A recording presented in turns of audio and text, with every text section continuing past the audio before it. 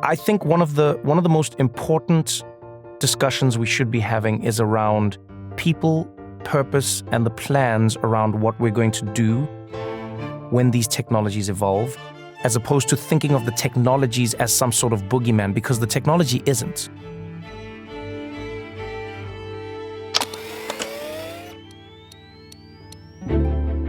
Hi, I'm Reid Hoffman. And I'm Aria Finger. We want to know what happens if, in the future, everything breaks humanity's way. We're speaking with visionaries in every field, from climate science to criminal justice, and from entertainment to education. These conversations also feature another kind of guest, GPT-4, OpenAI's latest and most powerful language model to date. Each episode will have a companion story, which we've generated with GPT-4 to spark discussion. You can find these stories down in the show notes. In each episode, we seek out the brightest version of the future and learn what it'll take to get there. This is Possible. Welcome to the Possible podcast. We are today going to be exploring a particular version of what's possible. What's possible in entertainment, what's possible in media. Although our illustrious guest is Trevor Noah, who has hosted the Emmy and Peabody award-winning show, The Daily Show, from 2015 to 2022. He's the author of the New York Times bestseller book, Born a Crime. He's been a comedian for over a decade. He speaks about 7 languages, and he calls New York City home, just like you, Aria. But with his breadth, I anticipate we're going everywhere. As we always do on the Possible podcast, we also share an AI story with Trevor about what The Daily Show could be reimagined with AI down the road. So get ready to hear him talk about whether he likes or dislikes the future that GPT-4 provides. I will also say, if you haven't read Born a Crime, I was gifted it for Christmas a few years ago, and it's just so good. And you just hear his smarts and his brilliance on The Daily Show. It's no surprise when you hear about his background and everything that he's done. It'll be interesting to hear how he talks about grit and resilience and how do you build that for the future.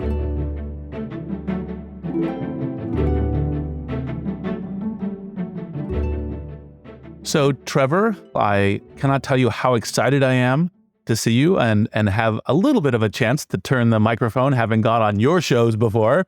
Welcome to Possible.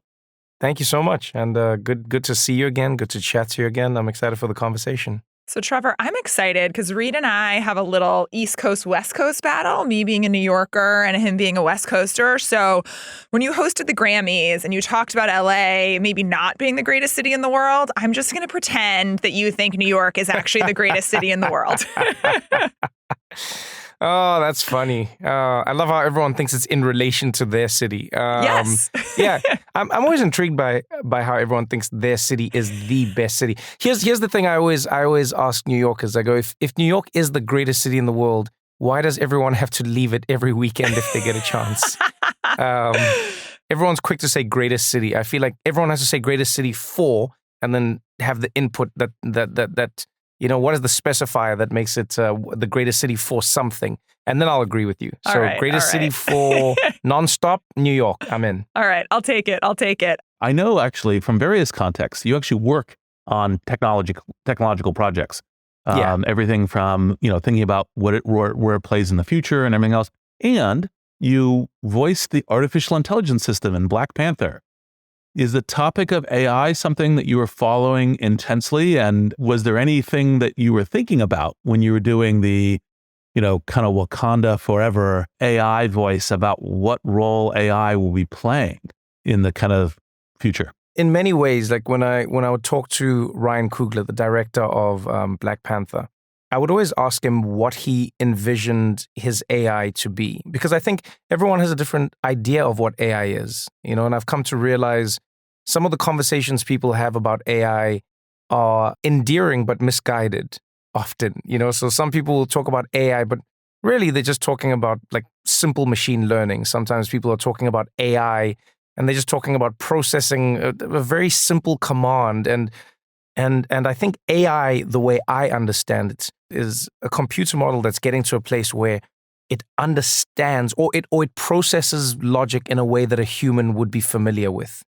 And so when I was thinking of that for the Black Panther role, it's an AI that is intelligent, but at the same time still at the mercy of the people who have created it. So, and I think that's what we would hope AI will become, is a tool that we're using, but then somehow interacts with us in an almost personal way, which will be interesting for us to try and I think grapple with, because then we're going to ask ourselves questions of sentience, and we're going to ask ourselves questions of life and what is and isn't, and what is personality. And yeah, so definitely for that role, it was interesting thinking of an AI that is, for all intents and purposes, feeling, but is still not. I do think that right now, actually, in AI, we're much more like tools than with beings. And that's, the tool being question is one of the central ones that's beginning to kind of start in the dialogue.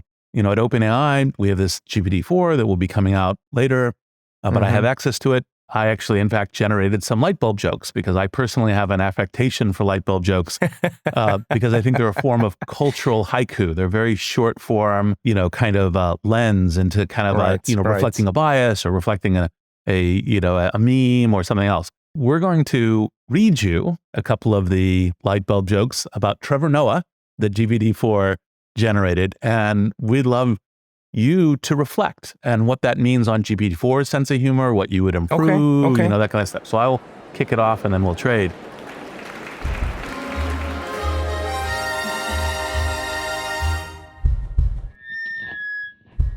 How many Trevor Noahs does it take to change a light bulb?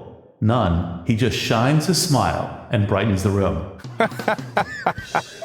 All right, we started with the easy ones. We started with the kind ones. Okay. Yes. Wow, that's ChatGPT, my mom. I like that. Yes, okay, exactly. Right. It'll get a little bit. Yes. Artificial mom intelligence. I like that. Yeah, the prompt was in the style of Trevor Noah's mom. Give us a. Yes, that's what that seems like. All right, so the next one. How many Trevor Noahs does it take to change a light bulb? 1, but he has to do it in 6 different accents and explain the cultural context of each one.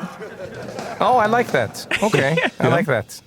And you can tell GPT-4 does have some knowledge of you when we ask these questions. So now we're getting into a little bit more of like the knowledge of you on The Daily Show. Okay. How many Trevor Noahs does it take to change a light bulb?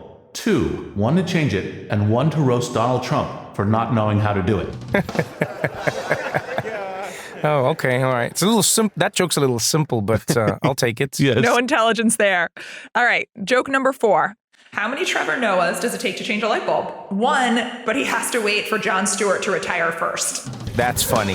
Yes, that's funny. See, that's a great joke. That's actually a very nice light bulb joke.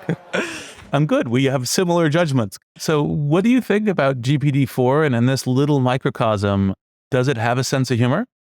So I will start with the second question first. Does it have a sense of humor? I don't know the answer to that question, and I don't think any of us knows the answer to that question. Does it understand what a sense of humor may be? I think the answer is yes. It is able to learn how we use language to create what we call a sense of humor. So I, understanding is, maybe that's one of the most difficult questions to ask about AI, I find, because we don't know what understanding even is. And I know you've done a lot of work in this, Reed, but one of the most fascinating stories in AI I came across was, so you know this, I've been working with Microsoft for years. I've been lucky enough to consult with them, and it started in hardware, and then we work in philanthropy together, and then it spilled over into AI and everything else. So I'd go to Redmond and I'd work at the campus, and I'd travel around the world with Brad Smith, and sometimes we'd be at events with Satya and Panos and the team out there. And one of the more fascinating stories I came across involving AI was there was a model that they were trying to train, and this model had an almost perfect track record picking between pictures of men and women. It was really simple in what it was trying to do. What it failed at consistently was picking out black women from the men and women sample if it was black people. And try as they may, they could not get this AI to get it right. And they kept on loading more images, training it, more images. They're like, is it a bias? Is it this? What is happening? It kept on mislabeling Black women as men. And this is one of the most fascinating stories ever. What they did essentially was they sent the AI to Africa. I think it was to one of the centers in Kenya that Microsoft has. And it sounds like a really like ludicrous story when you go like, we sent the AI to Africa to learn. And essentially what they did was they started training the model out there. And over time, the Model A got exponentially faster at understanding the difference between Black men and Black women. But the reason was most interesting. They realized that the AI never knew what a man or a woman was. All it had drawn was a correlation between people who wear makeup and people who don't wear makeup.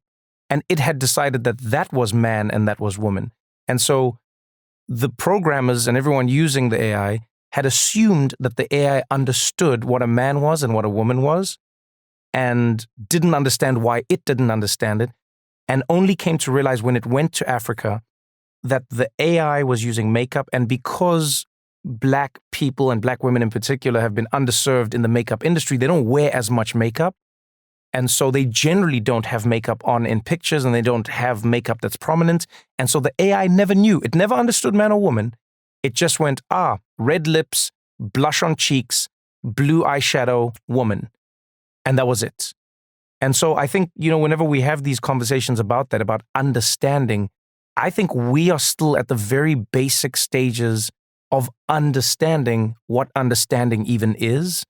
And then trying to draw all those correlations between all the different data points of what a thing is thinking or not thinking, or is it just inferring from an idea? You know what I mean? Yeah, 100%. One of the things that I think about this great kind of 2023 being this year of large language models and acceleration and a variety of AI things is we're now actually going to get much more sophisticated. We kind of apply this human metaphor, understand, speaks, has a sense of humor. And we kind of do it poorly when we get to animals because we presume that they're less intelligent because they don't really have that same model. And yet they do have a model of the world and they do have some feelings and all the rest. And we do it really crazily when it gets to like my car, is feeling bad today, or something like that.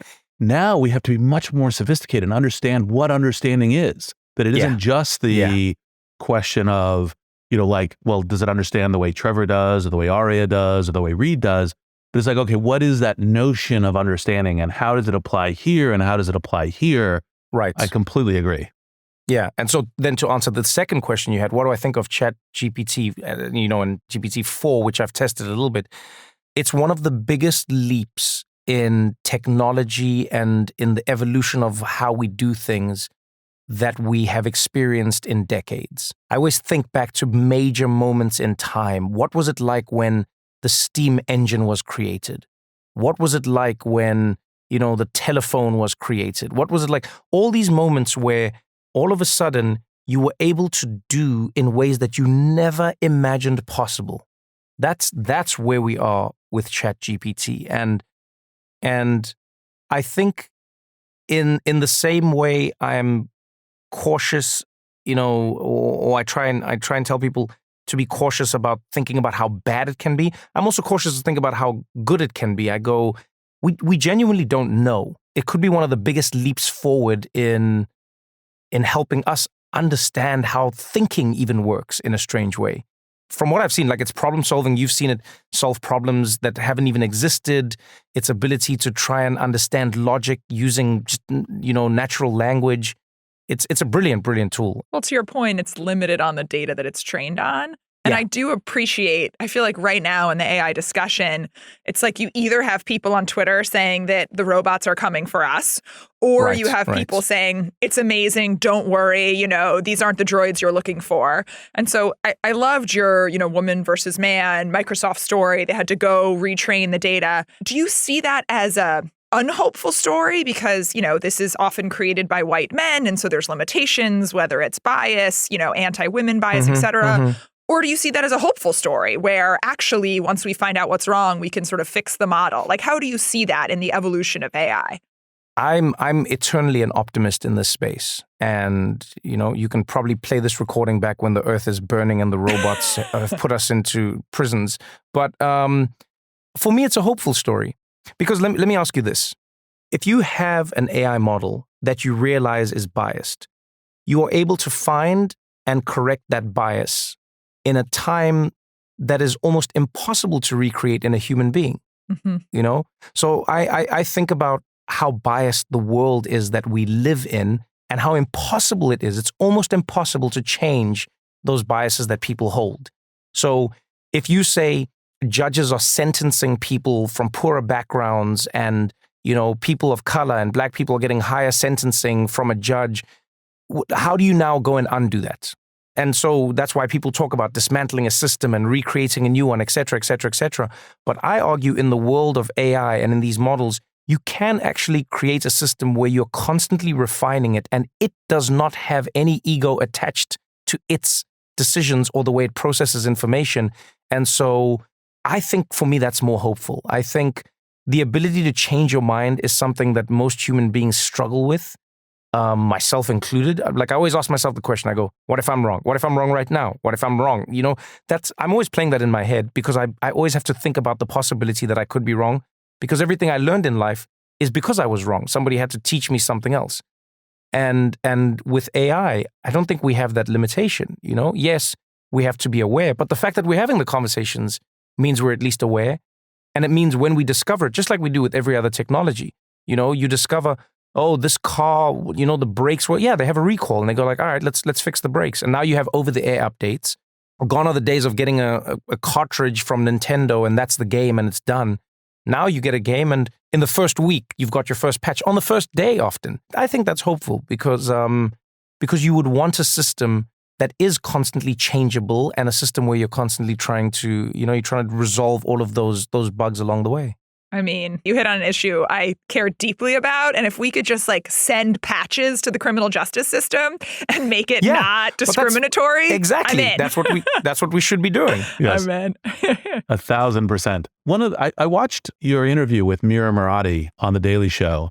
And, one of the things that because she shares a lot of beliefs. We work together in the OpenAI context. She shares a, kind of this view of actually, in fact, of amplification. And she was talking about that with you, with DALL-E and other things. I didn't quite get from the show how it sat with you. Like, do you think AI is going to be a really useful tool in augmenting writers and artists?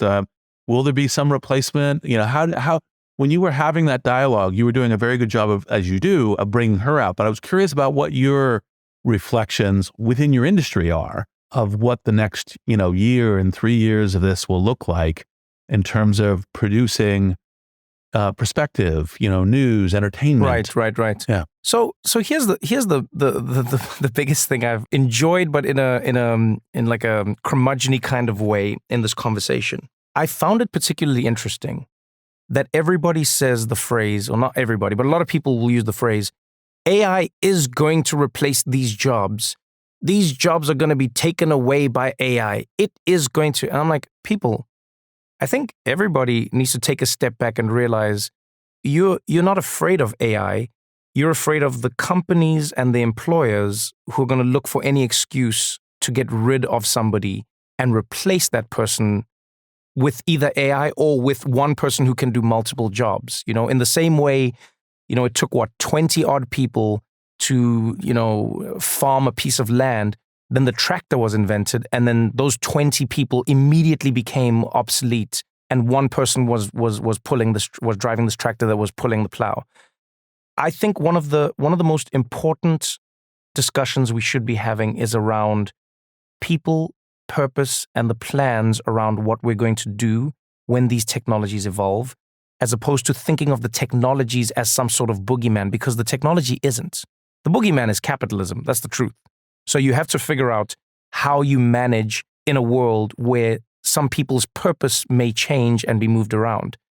And I think, to be honest, you see a lot of classism in this conversation, because when these conversations center around manufacturing jobs or mining, you'll see a lot of people saying like, look, you got to reskill, you've got to retool. That's what happens. Totally. At the end of the day, it's like mining won't be around forever. You got to learn about green energy. That's just life. And then now AI comes and it's threatening more white collar jobs. And all of a sudden, those same people are like, you can't just have this technology. There are writers in Hollywood that are going to be out of jobs. There are journalists that are. Is it going to write articles for them? We can't just allow this. And it's like, oh, now first of all, you see what it's like to have a technology that may replace you, and you understand how callous a lot of your comments have been. But also, I think it should push everybody to the real conversation, which is, what are we trying to do? One of the most wonderful quotes I ever heard was, I think it was Sweden's, either was like Minister of Finance or somebody high up in Sweden's government. And he said, in Sweden, they don't care about protecting jobs. They care about protecting workers. The people aren't the jobs. And so in Sweden, what they say is, hey, we're just going to make sure that you are always fine. Your job can go away and your job can disappear, but you don't disappear with it. And I think a lot of the fear that we're experiencing, especially in America, is in and around the fact that so many people's livelihoods are tied to their jobs.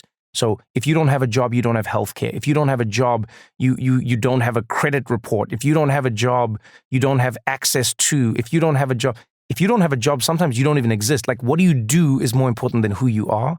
And so I think in and around AI, the reason I'm an optimist is because I go, we can create this tool, but it is forcing us to have a larger conversation around what is the job, what isn't the job. So, when you ask me what I think of it, I think it's a fantastic tool. It's the same way I remember when Windows 3.1 launched in my life. I was like, this is the greatest thing I've ever experienced ever. I don't want to type dir/page. I'm done with that. You know what I mean? I don't want to be going through every single file and searching for a folder and typing every command prompt out there. I don't want to do that. The graphical user interface changed everything.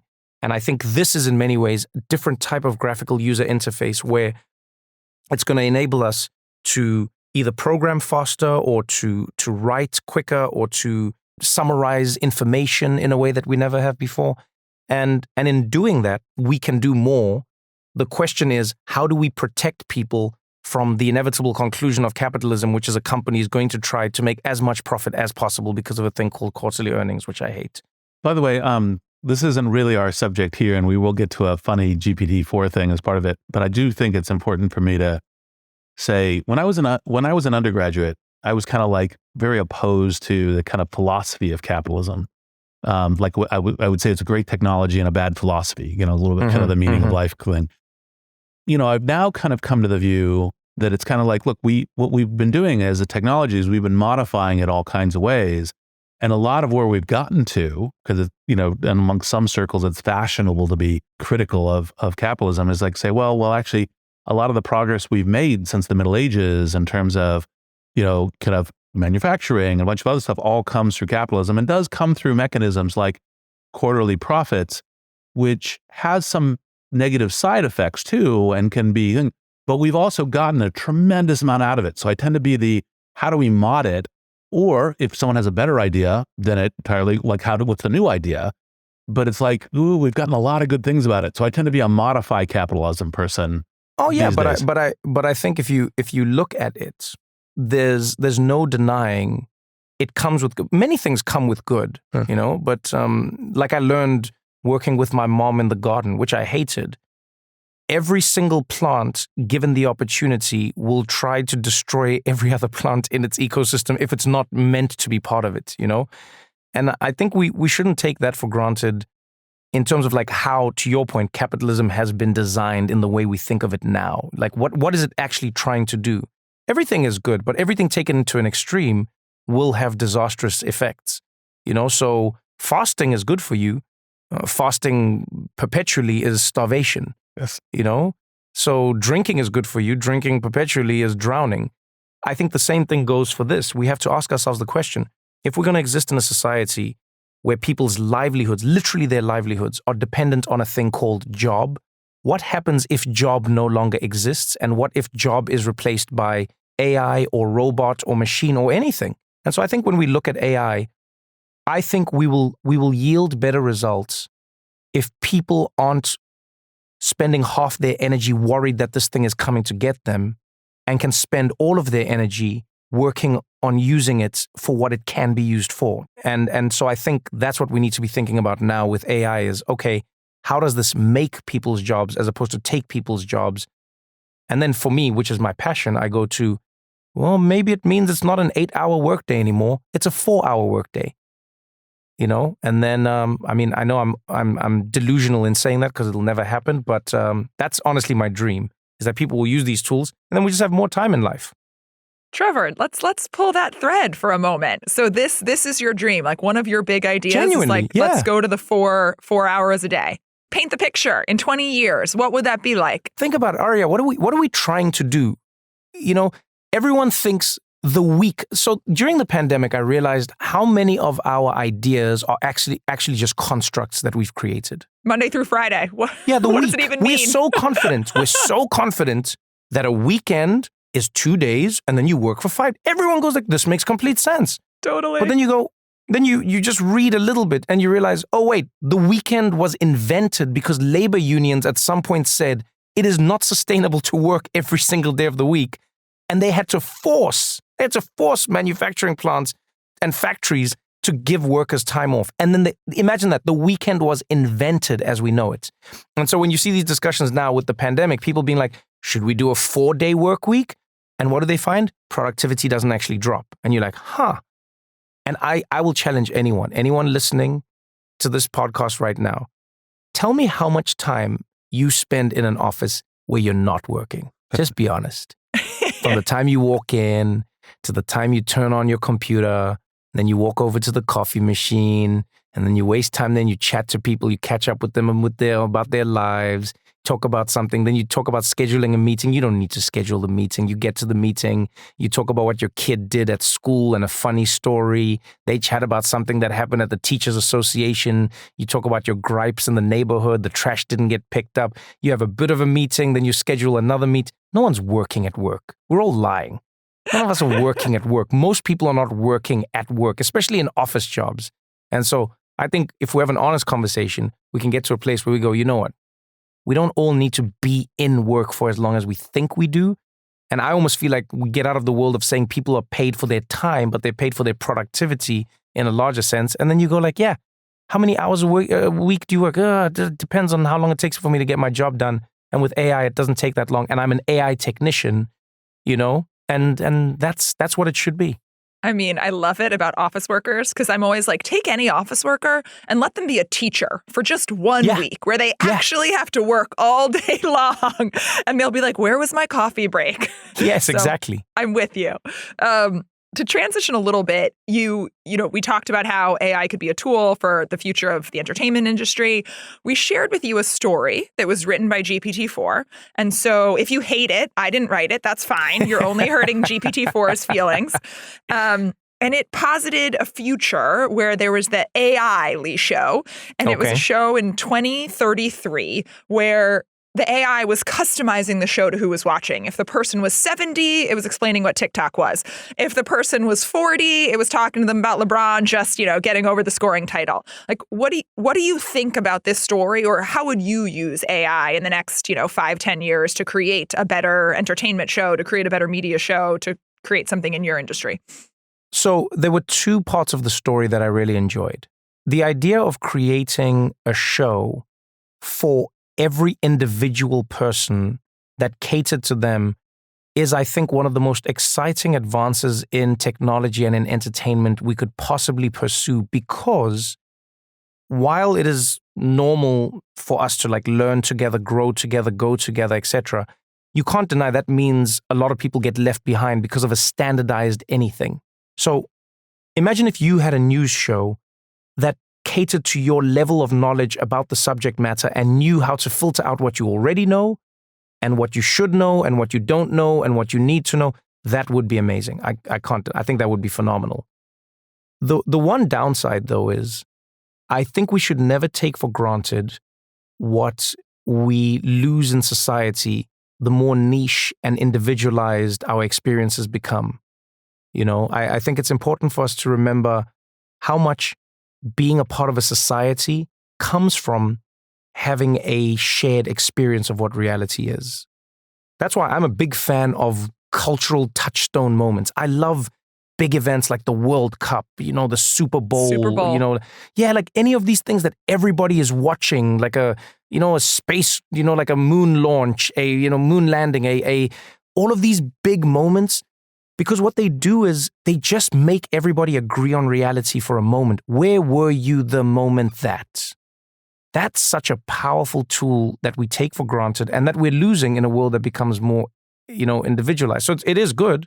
Yeah, now we can watch whatever TV show, we can listen to whatever song. But it also means there's fewer of us humming at the same frequencies.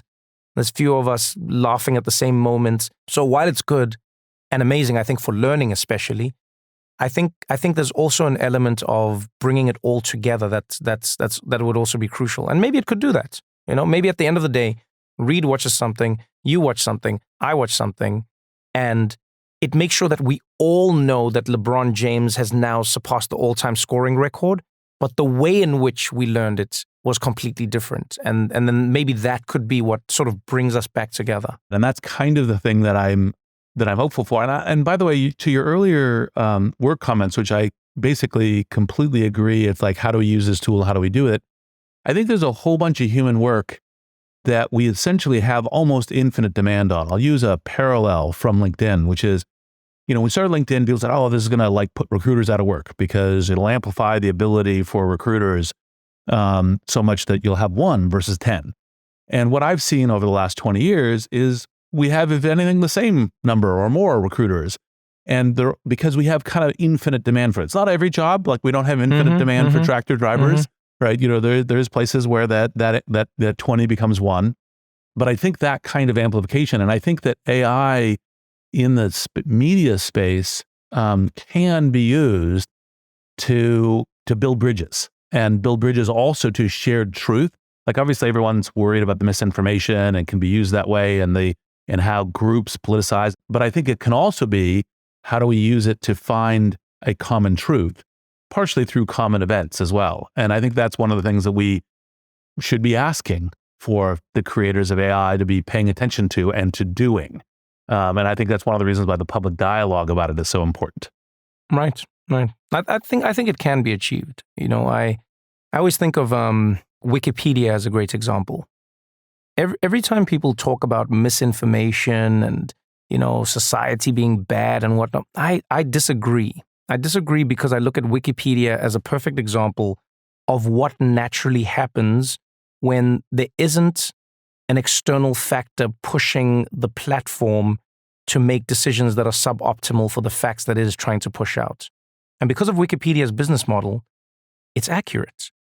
And you would think of the internet, think of the world we live in, think of what we think of ourselves as people. You would think Wikipedia would be trash and everything would be a lie and everything would be a scam and it's not.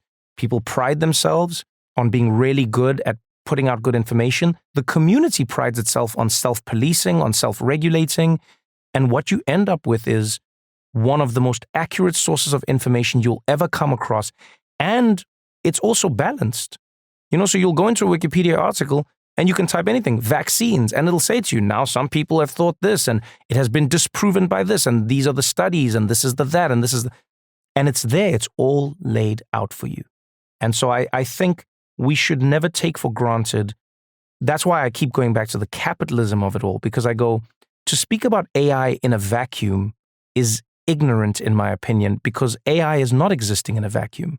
Let's go one other kind of non-AI angle of technology, because you have this broad technology interest, and AI is obviously one of the ways. There's all of this other sort of things, AR, VR, even, holograms, Star Trek, smell-o-vision, like all of this stuff. Is there anything that either AI combining with that or other things that you see coming that you think will be particularly useful for the kind of the society, social cohesion, media? Oh, definitely. I think there are many places where I'm excited to see AI contribute beyond creative expression, idea generation, and information gathering. I think one of the more exciting aspects of AI for me right now is seeing what it'll be able to do in terms of being an assistant. I think people take for granted how wonderful and powerful AI could be as an assistant for everyone in everything. You know, your grandmother using it to tell her about her medication, but really break it down. Your child using it to ask a question to further understand what the homework assignment is actually about, as opposed to just sitting at home blank and not understanding. Somebody at work asking for a piece of clarification with some of the materials that they may be using, you know, in, I don't know, everything from building a power plant to compiling an Excel spreadsheet, whatever it is. I think those areas are really exciting. And so in the world of like AR and VR, I mean, we don't know. I've often thought, like, I'm a gamer. I love gaming. I love thinking about how AI could combine with gaming. I think of worlds that we already experience in video games. And now imagine if AI is generating all of the conversations that every character in Grand Theft Auto is having as you're walking through the street. All these NPCs, you know, these non-playable characters, you're walking around and they're all having real conversations that are being generated, and the possibilities are almost endless. And then what does that mean for a world like Second Life? What does that mean for the metaverse if it ever exists? What does that mean for all of it? And then you think of, you know, small things like training. You're training to be a doctor, an engineer, a pilot, you know, a mechanic, whatever it is. Imagine a world where your instructor is AI. You're wearing goggles that are showing you what you're going to be doing. You are able to stand in front of a Rolls-Royce engine on a Boeing 787 or whatever plane it's on, and you're able to meticulously work on it and work to the level of skill that you need to be able to get that job in a way that you wouldn't have before. You couldn't have flown to the right academy. You wouldn't have been able to live where you needed to live. You wouldn't have afforded accommodation on campus. And yet now you could do all of this. And your instructor moves at the pace that you need them to move at, as opposed to moving at the pace that they have to because of, you know, the hour hands on a clock. And I think all of those applications are really, really, really fascinating, because it can become everybody's personal professor, where you can say, Professor, I don't understand that. Could you repeat that? Could you go back? Could you slow down? Could you elaborate? Could you break it down? Could you give it to me in an analogy? Could you, whatever it might be, it means that you almost have an infinite capacity for learning and applying that knowledge. And every avenue I see it used in, I find particularly fascinating. I love that so much. Reed actually wrote an article called A Co-Pilot for Every Profession that was similar, sort of in vein to what you're talking about. Like, everyone thinks about like, oh, but isn't a real life teacher better than an AI tutor? And it's like, well, if you're a kid at home, to your point, like sitting after school for 3 hours with no adult, like, oh my God, like an AI tutor is so much better. And so the possibilities are endless. Like, one thing we talked about was, you know, truth, information. You talked about how social media hits the capitalism profit motive, has sort of disrupted that cycle. Like, do you have any hopes for how to make the social media atmosphere better? How to, not necessarily with AI, with anything, how to make the disinformation cycle better? I mean, this is something you talked about on The Daily Show for the last 6 years. How do we fix that part of society? Or are we hopeless? Well, I don't think we're hopeless. I think we're misguided. In my opinion, trying to fix disinformation is trying to undo humans. I am yet to discover a period in time when there wasn't disinformation. You know, it's literally as old as time. Go read the Bible. There's people lying and telling stories in the Bible. When I think of it that way, I go like, instead of trying to fix disinformation, first of all, we try and understand why people do it, why they don't do it. You know, we'll always study that forever. What I look at with social media rather is, how do we protect ourselves from something spreading as quickly as it does? So it's the same reason we don't allow people to own bombs. You know, unfortunately, in society, most humans don't want to hurt other humans, most humans.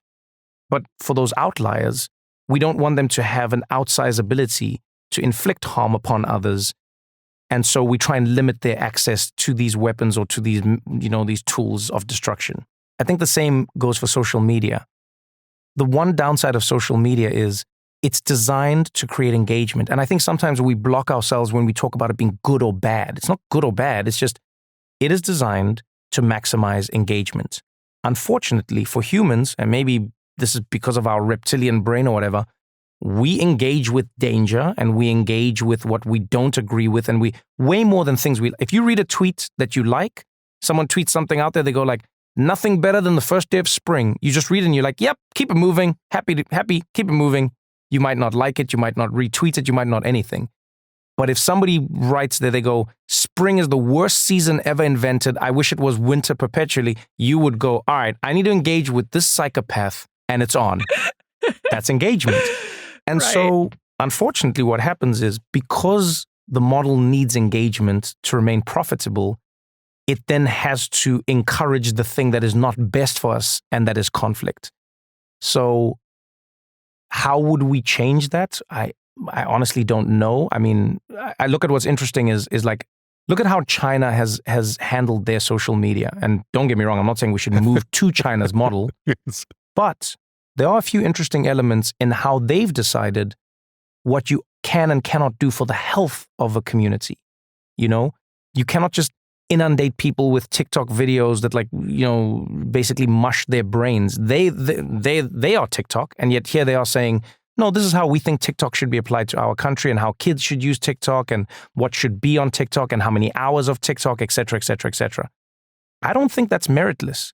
You know, I'm not saying we should move to a Chinese clamped down system, but I don't think it's meritless. The same way at some point the US government said, hey, vape pens. Actually, what's happening here? The same way, you know, the US government decides how much alcohol can be in a bottle of alcohol. The same way. We decide all these things. We decide oftentimes what is best for the health of human beings. And I think it should be no different with social media. There has to be some sort of reckoning and some sort of conversation around, can it just be unbridled? Can you just use it infinitely? Can it just spew as much hatred at you as possible? When I open my phone, I'm just going to see every racist incident that's happened in the last 15 years, and there's no context as to when or how or if it happened. That to me is, I don't think that's good. It's not healthy. It's not sustainable. To be honest with you, I do think social media companies should be held responsible for what is not put on their platforms, but for what is pushed on their What platforms. is amplified. Mhm. Yeah, and I think a lot of social media companies have tried to duck and dive and be like, oh no, we're just a public messaging board. We're just a public, we're a public square. We don't want to decide what people say or don't say. And it's like, yeah, okay.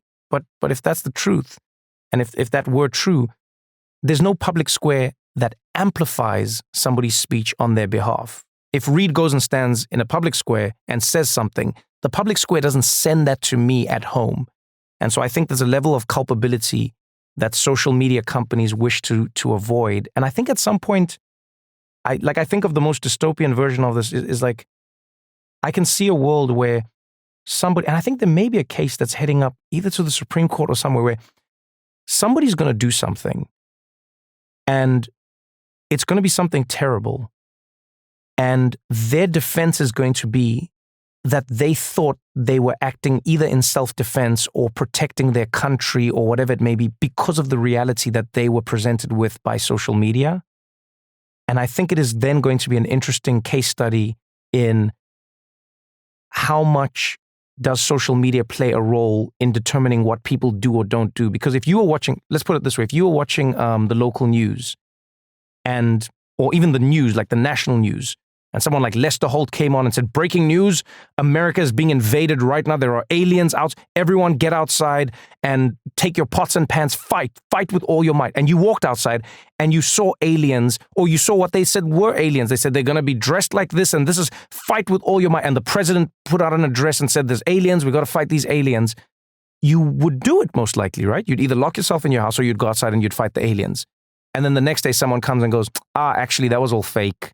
Yeah, it was actually just like it was a fake news report. We don't know what happened. Are you liable for all the aliens that you've killed that weren't aliens? What do you do now? You're like, oh, they were actually humans. Are you fully liable, or aren't you?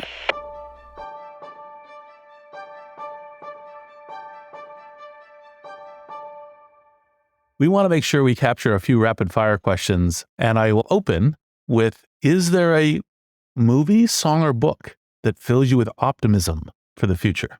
So a book One of my favorite stories is by Roald Dahl. It's I think it's The Wonderful Story of Henry Sugar. I love that story. And 6 more. Yeah. Yeah, it's such a wonderful story because it's the story of a man who has everything in life, wants to get more of everything in life, and on that journey discovers that he was trying to fill a bucket full of holes, essentially, which was himself. And on this journey of trying to become like the richest, the everything, he discovers that he doesn't need all of what he was chasing. And he actually pares down his life and he becomes more philanthropic and he gives away more. And but it's a beautiful story about what people can be and what we shouldn't forget we're actually trying to do. It's a really wonderful story because it reminds me, if we can find ways to tap into what we actually need in society, we can find a cleaner path to getting there. All right, rapid fire number 2.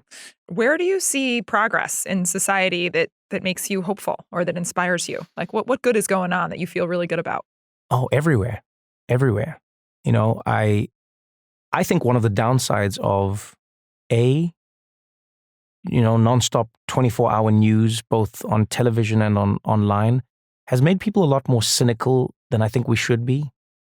Because news has to be bad in order for you to find it interesting, in order for it to, generate that engagement we talk about. And what that means, unfortunately, is you can live in a space where you only think bad is happening. And I'm not saying bad isn't happening, but it is not happening at the rate and the scale that most people think it is. I'll ask people questions. Someone will be like, "Oh, this city is not safe," and I'll go like, "Oh, what makes you say that?" "Oh, crime has gone up and it's just dangerous now." And I go, "Okay, have you been in danger?" "No." "But have your friends been?" "No, but I heard of and I saw," and I'm like, "Where?" And the truth is, it's just how it's told to us. It's that great quote: "For the great majority of mankind are more concerned by things that seem than by those that are." And so what makes me hopeful is the things that actually are. Standards of living increasing across the globe. Yes, we'll have moments where we backslide. We've always got to fight against those, but just like a drought in the Serengeti, there will be moments of that in life, unfortunately. And what we're always trying to do is immunize ourselves from the effects of those backsliding moments and hedge ourselves. But we shouldn't forget that we're constantly moving forward in all areas. I look at how tech, a world where it was once so homogenous and blindly homogenous, has become completely comfortable having conversations now about like, all right, but what about women in the space? And what about people of color in the space? And how are we making this more equitable? People take for granted how not just unheard of, but impossible those conversations were a few decades ago. And now people just have them. I think that's fantastic. I think that's a wonderful place to see technology moving forward. I think in order to be a technologist, in order to be somebody who loves creating technology and working on designing a future, you have to be an optimist because you have to believe the future you're designing for will exist, or you have to believe that what you're creating will contribute to that future. So as somebody who loves working on technology and working in technology, I can't help but be an optimist. And it's not even like I made myself that way. I am that way. And that's probably why I gravitate towards the world of tech. Me too. Is there a particular technology that you're watching to help us regain optimism or to make sure we don't? Because we are collapsing into pessimism in various ways. Is there anything that you're particularly paying attention to there for reconnecting us intellectually and emotionally with, on a broader societal basis with possibilities for optimism? Although it has many downsides, I have been really intrigued with how TikTok operates. And look, it's still relatively young versus the other social media platforms. And so I don't know what it will evolve into. It may go downhill. I don't know. But there's something wonderful in how they've managed to not just curate and create positive worlds for people, but they've also found a really interesting way to introduce new ideas to people and sort of, poke holes in their bubbles. And I I look at how much joy people have. That's oftentimes how I measure things. You know, I don't know if you remember, there's a period. Do you remember the period in life when everyone would say, have you seen this YouTube video? Oh, Charlie bit my finger. Have you seen this YouTube video? The cat playing piano. I watched this YouTube video the other day. This YouTube video. Those are magical moments. Now YouTube has become a lot more long form and people don't really go to it for that type of information or content. But that's beautiful. That's really, really cool. And I think TikTok is in that infancy right now. I think most social media platforms actually start there, funny enough. You know, I remember I was on Twitter when it was all about jokes. All people made was jokes, and it was fun and it was cool and it was reckless as well. But that's what it was. And now it's become a lot more serious and a lot more, you know, angry and a lot more determined. But I think TikTok is in that space right now. And so I'm always excited to see where these technologies are going to go. How do they connect people? How do they inform people? How do they bring them joy? A person will always smile to you and be like, I watched this TikTok the other day. Oh, have you seen that TikTok where? That's wonderful. I don't think we should ever take for granted how powerful joy can be. Well, Trevor, you set us up really well to the final question we ask everyone, which is, leave us a final thought. What is possible to achieve if everything broke humanity's way? Like if everything went right, if we achieved the possible, what does that look like for us? What is that future? What is the first step to get there? Oh, this is going to sound weird. I hope we don't ever get there.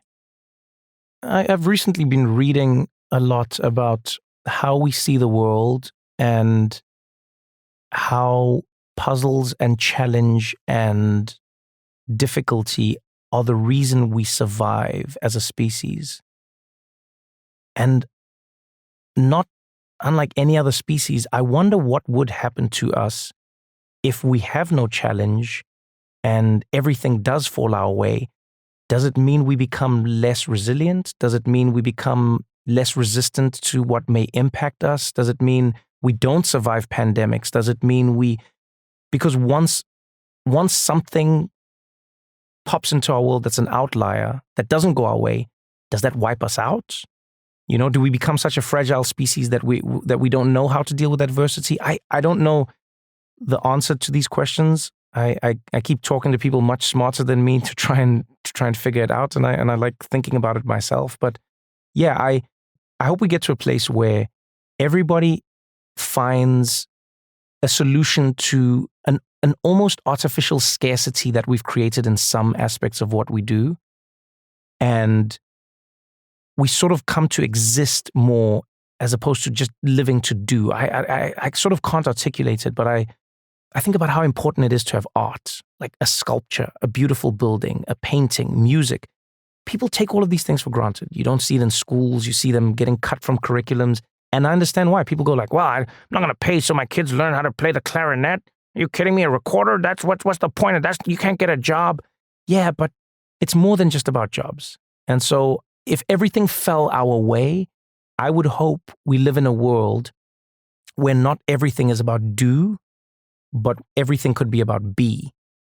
And so then a teacher, a painter, an architect, an engineer, a pilot, a comedian, everyone could just find their purpose and meaning in a way that doesn't threaten their livelihood. Because I think if we completely lose that, then we just become like a worker species that has no flair, no personality, and no creativity. And so I hope everything falls in our way in that direction. We got to keep that grit and keep that joy, for sure. And thank you. And on that note, we look forward to having you voice the AI on a future Star Trek episode. And Trevor, as a friend and as an amazing humanist, thank you very much for joining us on Possible. Thank you so much. That was so fun to hear from Trevor Noah. Reed, I'd love to hear from you. Like, what was the most surprising thing about the interview? You know Trevor, he's a friend. What surprised you? Actually, what surprised me was the depth of the optimism. In part because obviously when you watch him interviewing in The Daily Show and doing, his comedy routines, it tends to be the, what's absurd or broken or, shining a light on something in order to make a difference in it. And so you don't see the very broad and deep, what a time to be alive. Oh my God, there's so many things that's possible. It's so important to get to that future. It's so important to do that. But of course, it's important to bring humanity along with us and to have human concerns and to not just be, including, of course, a bunch of fairly bold proposals, which, might end up, that would obviously be a spectacular utopia. What I loved that is not quite the same, but related, is his conversation about joy and that the importance of joy. And that he's clearly a very serious person. He wants to improve the world. He sees the dangers and discrimination and wants to make the world a better place. But a lot of people like that are too sober that they can't recognize the importance of joy. And I think one of the places where this could come together is even if you don't have a 4-hour work day, you still have work the same number of hours. But you're working a better job. You're working a job that brings you more joy. You're not, to your point, doing drudgery in the fields. You're not having a terrible checkout job that you don't really care about because AI has taken some of that away and you've been able to find a new job that's sort of more centered squarely with your purpose that you find more joy in. And so I just found that sort of reaching for that better future, we can also include joy. It doesn't just have to be about productivity. And they often go together because the more joyful you find something, the harder you're going to work and perhaps the more you're going to want to work, which certainly resonates with me. Completely agree. And one of the things that we always love about talking with Trevor is he actually exemplifies that joy, and having that humanity, having that, look, what matters, money is how we create an infrastructure that we all live in. But it's the joy and meaning of our lives and how we add into each other's lives that actually is the real goal. Was, I thought, the perfect expression of the kind of humanism, very technologically, aware and using technology to amplify humanity. I think another thing that I really liked about the conversation was we sort of talked about the jobs issue head on as it relates to AI. So obviously that's a big criticism. And Trevor shared that great quote from Sweden where they said, we're not going to make sure your job's okay. We're going to make sure you're okay. And I think he made a great point, hilariously, that 10 years ago, the sort of cultural elite in the United States weren't worried about the coal miners' jobs going away, weren't worried about factory automation. But all of a sudden, when AI is coming for the journalists or, the white collar workers, there's real concern. And while being hilarious about it, he made a great point. It's like, let's look at our own classism as we're embarking on impeding technology in the next generation. Why do we care so more about these white collar jobs than we did the blue collar jobs? And obviously, I think you and I both agree that, again, let's make sure the people are okay, not the jobs. And that's the only way you can, go forward and make progress. Yeah, exactly. What was there a piece of information or a Trevor Noah perspective? It would arrange so much more broadly than obviously just the media side. But was there anything in addition to kind of his quotes and his metaphors that really resonated with you? I just think he's such an insightful guy. So even in thinking about his rapid fire answers, he picked the story of Henry Sugar that I remember reading when I was 10. It's such a simple story about like what we should all aspire to in life. And Trevor got it right that, we all think about the means to the end. And it's like, no. What's the end? What are we here for? Like, this is so dorky. But for the past 24 hours, I've been ruminating on the famed Sheryl Crow quote. It's not about getting what you want. It's about wanting what you got. And I think Trevor sort of embodied that. He's like, slow down, everyone. Why are we talking about all these things? Like, let's stroll it back. Let's talk about what's really important. And let's center that in our lives. I've watched all of his specials, but I hope one day to be in the audience. Right. You and me both. Reed, one thing I wanted to ask you about is he did talk about capitalism. Obviously, you are someone who believes in capitalism as a way to create the greatest good. Like, did you agree with Trevor? Disagree? What would you add to the discussion? Well, the nuance that I brought up a little bit in the discussion is that, I am 100% good if we have a better idea than capitalism.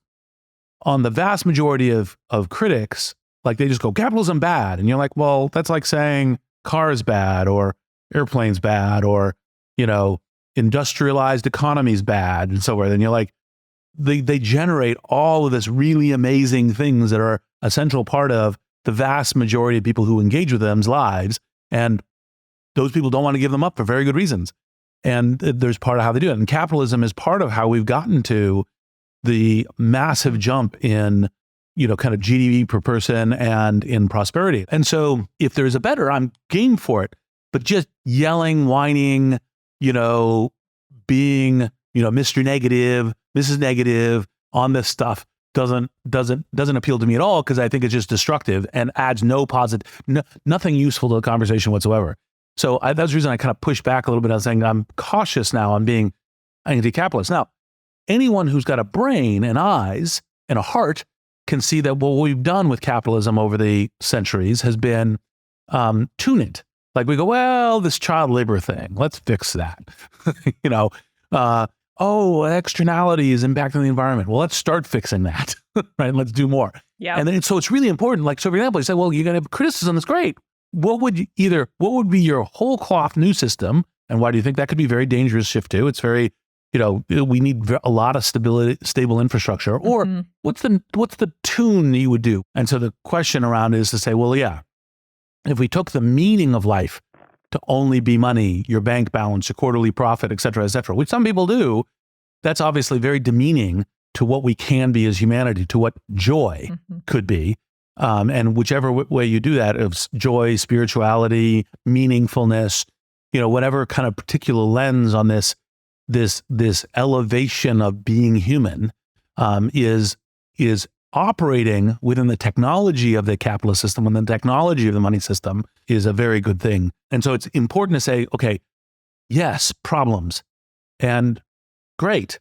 What might we do to make it better? Yeah, I think as with most things, and with what I appreciated about Trevor, it's all about nuance. And when we talk about capitalism, the people who try to impede it or impede progress, we would prefer to make the pie as big as possible and then worry about divvying it up later. And I think for me, the problem in the United States, at least, in several places around the world, is we haven't fixed the divvying it up yet. We haven't created the right social safety nets. We haven't made sure that every child gets a great education, or that everyone has healthcare in the United States, a country that should be rich enough to provide everyone that. So I definitely agree with you that people who are throwing stones at capitalism without providing solutions is just silly. And let's work together to figure out what are those tweaks, what are those tunes, like exactly what you're talking about, to use our heart to, fix it, to build toward the possible future that we want. So hopefully episodes of this pod are gonna teach us something about how we can get to a better capitalism.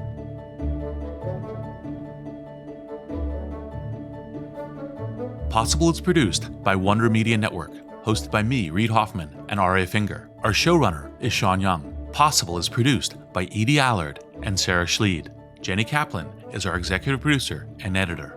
Special thanks to Chelsea Williamson, Jill Fritzo, Stephen Fortelms, Jennifer Sandler, Mahdi Salehi, Surya Yalamanchili, Saida Sapieva, Ian Alice, Greg Beato, Ben Rellis, and the team at City Vox.